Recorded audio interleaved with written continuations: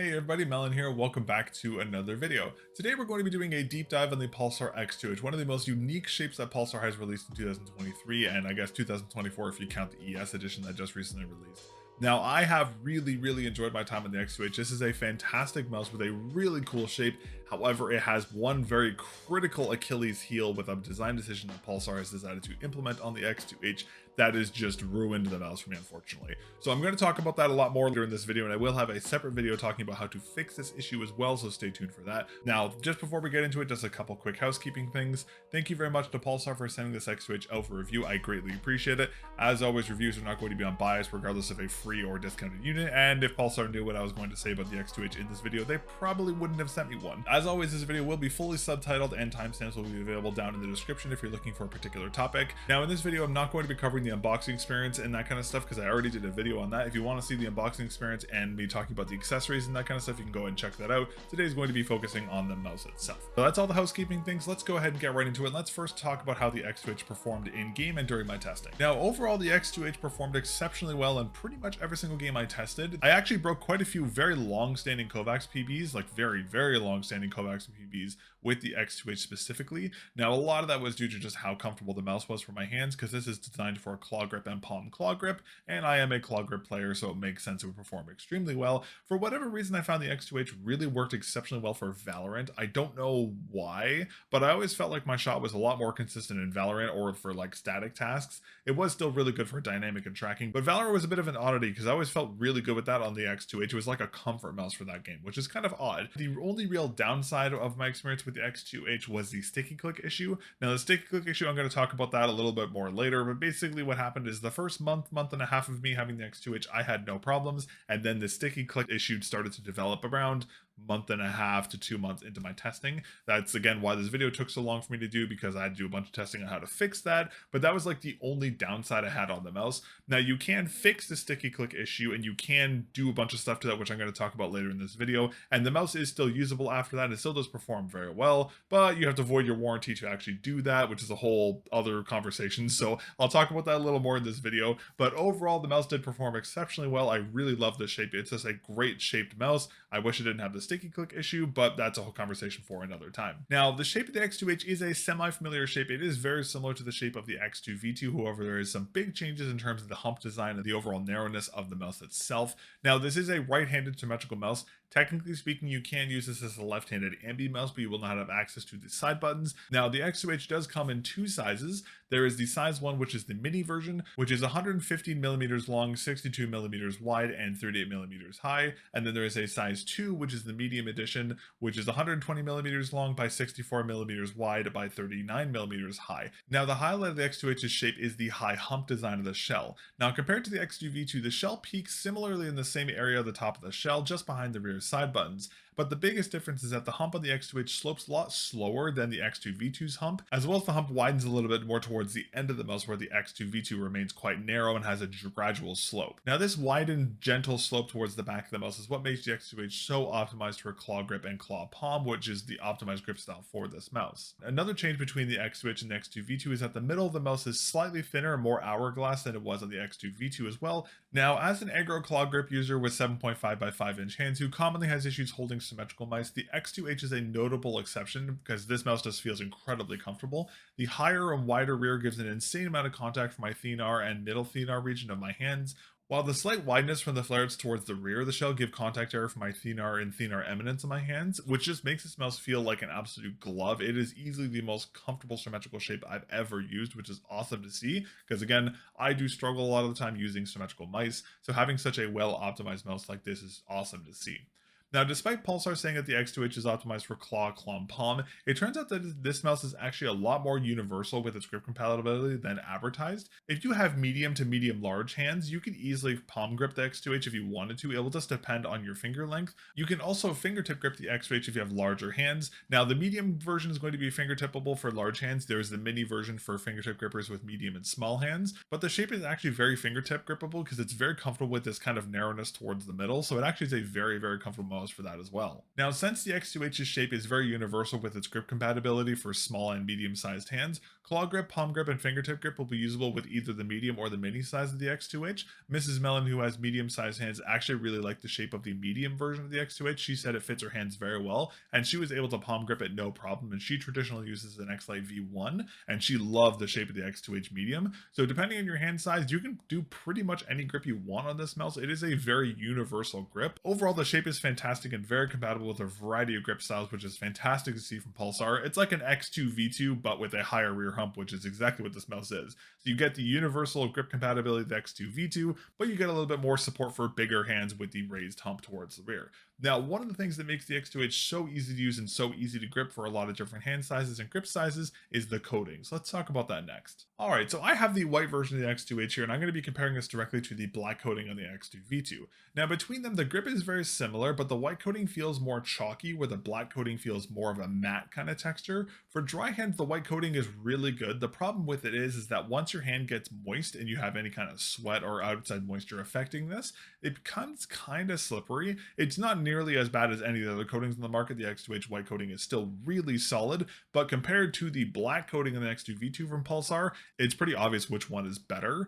Now, I did end up installing the X-Ray Pad Cicada grips on my X2H with help with the gripability, just because my palm was getting kind of sweaty and it was kind of slipping off the back of the mouse. So if you're going to get a version of the X2H, I would recommend getting the black one. If you're going to get the white one, I'd recommend getting some form of aftermarket grips like the X-Ray Pad Cicada grips or the sole spacers, just something to help you grip onto the mouse if you have wetter hands. If you have drier hands, you can probably get away without needing any grips on the white coating, but overall, I would recommend getting the black coating, as that is going to be the best performing and most consistent out of my experience with the two different Pulsar mice here. All right, let's talk build quality and QC. Now, whenever we talk about Pulsar products, QC is obviously a bit of a iffy topic because they've had a lot of issues as of late. Now, to Pulsar's defense here, the issue that I have on my X2H I did develop over a little bit of time of use, it would not have been caught at the factory, because at the factory this would have looked completely normal. The issue with the sticky clicks is not something they could have detected at the factory. This is something that happens after wear. Now, yes, they could have caught this during the R&D process, but depending on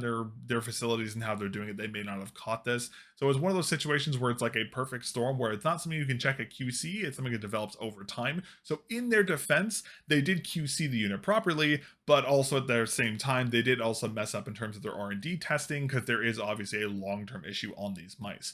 So while my unit is essentially perfect, I have no creaking, flexing, everything is perfectly fine. The only issue I have on my X2H is the sticky click issue that happened after a month and a half to 2 months of use, but I'll talk about that a little more later. So essentially the mouse is perfectly QC'd, it feels fantastic, it's very, very well built. It just has a long-term QC problem. All right, now let's briefly talk about the weight. Now, the Pulsar X2H medium comes in at 54 grams and the mini comes in at 52 grams. Now, on my scale, my X2H comes in at 55 grams, but I've removed the stock skates and added on grip tape. And with most mice, we see a plus 1 to 2 gram ratio of they're a little heavier, a little lighter than it says on the box, which is well within spec here for the Pulsar X2H. Now, one other area where Pulsar has done a really good job with is the stock skates. Now, just like we saw with the stock skates on the X2 V2, they are just very good Pulsar stocks. They are a little on the harder side, but they do perform very well. They're not too big and they don't cause too much inconsistencies in terms of the horizontal performance. They do add a lot of drag in terms of vertical performance, but that's pretty normal for what we see for a lot of stock skates. Now, I did miss this when I talked about the Pulsar X2 V2, but Pulsar has added in these tiny little grooves underneath the stock skate areas, which makes them a lot easier to remove the stock skates because there's not as much surface area. The air can kind of help you pull them up,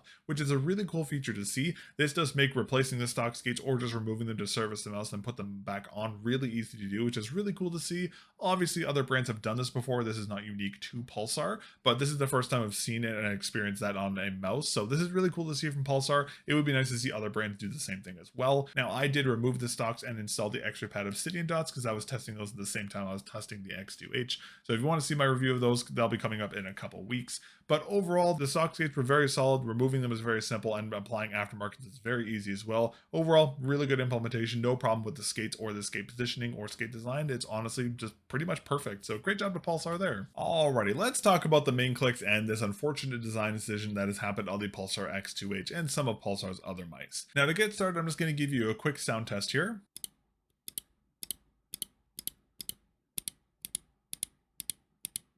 Now, the shell clicks are very similar to what we saw in the X2V2. They're just long, semi-wide clicks that are ever so slightly concave towards the end of the shell click. The main switch is actually the same ratio switches that we saw on the X2V2. Now, compared to the Death Adder V3 wired, the clicks are essentially 1-for-1 in terms of how they feel. Now, on the X2H, the clicks do feel a little more heavy towards the base of the click, but they do feel a little more to medium heaviness as you go towards the end of the mouse. Both clicks have about a medium amount of post travel, but both clicks are really well tensioned and spring back very easily. Now, I'm going to assume that the X2H Mini is going to have slightly lighter clicks than the medium version, just like we saw with the X2V2 Mini, where it had slightly lighter clicks in the medium version. It's most likely going to be the same thing here with the X2H. Now, the whole conversation in regards to the sticky click issue that's happening on the X2H and the X2V2 is a very lengthy one. Now, I'm going to talk a little bit about this video, but I'm not going to talk about how to fix it until I make a second video on this one, because that's a whole other conversation. And if I include it in this video is going to be like 2 hours long. But to briefly kind of summarize what happens, for the first month and a half, the X2H's clicks felt pretty much perfect. And then after a month and a half to about 2 months mark, the mouse started to have this sticky click issue that I just could not diagnose. Now, I'm not kidding you. I've taken apart my X2H probably at least 30 times now, testing different ways to fix this issue, and I finally found the culprit for it. But unfortunately, the only way to fix this issue is to take your mouse apart and thus voiding your 2-year warranty with Pulsar. Now, Pulsar does have a quote-unquote fix for it, which is to pull the mouse clicks out from the front of the mouse. Now, I tried their fix, and with the amount of force you have to put on the main clicks to pull them out was enough for me to think I'm going to potentially break my clicks. So essentially, you're left with the decision to potentially break your main clicks because Pulsar told you to, or you have to void your warranty by opening up the unit to fix it yourself. And it's very frustrating because the fix is actually incredibly simple. It's a very, very, very easy fix. It's just a matter of opening up the unit yourself and potentially voiding it. So you're left with this damned if you do, damned if you don't kind of situation. The only problem with this is that once you do actually fix the issue, it does actually change how the main clicks feels, and it does change the audio from the clicks as well. Now, I'm going to talk about how this fix changes the clicks and all the other things about that in the full video for that. So stay tuned for that video coming out on how to fix this issue. I just wanted to mention it when I talk about the main clicks, because at the beginning they felt perfect. I absolutely love the click implementation, but over time they got sticky and I had a lot of performance problems. All right, now the side clicks on the X2H are pretty much 1-for-1 with the side clicks on the Pulsar X2V2. I'll give you a little sound test here of the X2H's side buttons.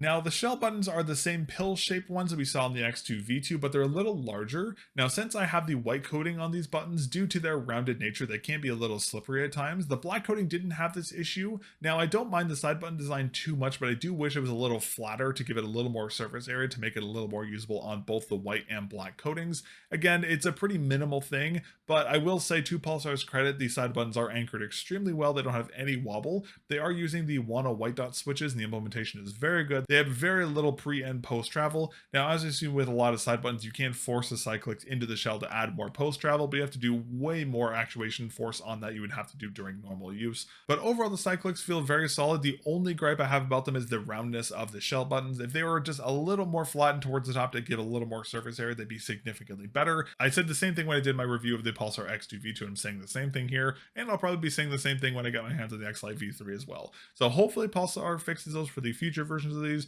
but overall, aside from the weird roundness of them, the click implementation is very solid for the side buttons. All right, now in terms of the scroll wheel, I actually missed a really cool scroll wheel tech that Pulsar has implemented on both the X2H and the X2V2. Now, they've actually made this new anchoring and click mechanism for the scroll wheel, where the scroll wheel actually isn't lined up with the click itself. There's now a new stabilizer that comes off of the board from a separate spot and actually anchors this tiny little arm that goes off. So what happens is it connects to the main wheel, and then what you do is when you click the wheel down, you actually click down this little flipper that comes off of this kind of anchoring mechanism that actually actuates the main click, which is a really cool feature, and I can't believe I missed this when I did my review of the Pulsar X2V2, but it is really cool to see it again here on the X2H. Now, I'll give you a little sound test of the scroll wheel click here. Now, the scroll itself is very silent, so it doesn't pick up on my mic, so just note that. Now, the scroll wheel itself is a fairly linearly textured rubber wheel. It's very grippy, easy to scroll. The scrolling via the Pulsar Blue 10mm encoder is very smooth, very light, and has very slight humps for the actuation points. The actual scroll wheel click is a 1 blue dot switch, which does have a slightly heavy actuation weight. It is slightly heavier than the main clicks, but it does have a very weak rebound due to this kind of new anchoring mechanism. Now, I'm not someone who really uses the middle button that much, so it didn't really bother me. But overall, the scroll wheel implementation of the X2H is really solid. It's pretty similar to the X2V2. I really like it, and this really cool cool kind of scroll wheel tech they made here is really, really cool. Again, I would like to see a little more rebound on the click, but that's a fairly minimal issue overall, in my opinion, at least from my use case. Now, one area where Pulsar has always done a stellar job on their mice, in my opinion, is in their implementation of their sensor and their MCU. And just like we saw in the X2V2, the implementation is exceptionally good here on the X2H. Now, the X2H is using the 3395 DMT6QU, which is the standard 3395 we see on most of the mice nowadays. Now, I will note here, motion sync, ripple, and all that kind of stuff is enabled on this version of the sensor. There have been some recent 3395s and 3398s that do not have those features on the board.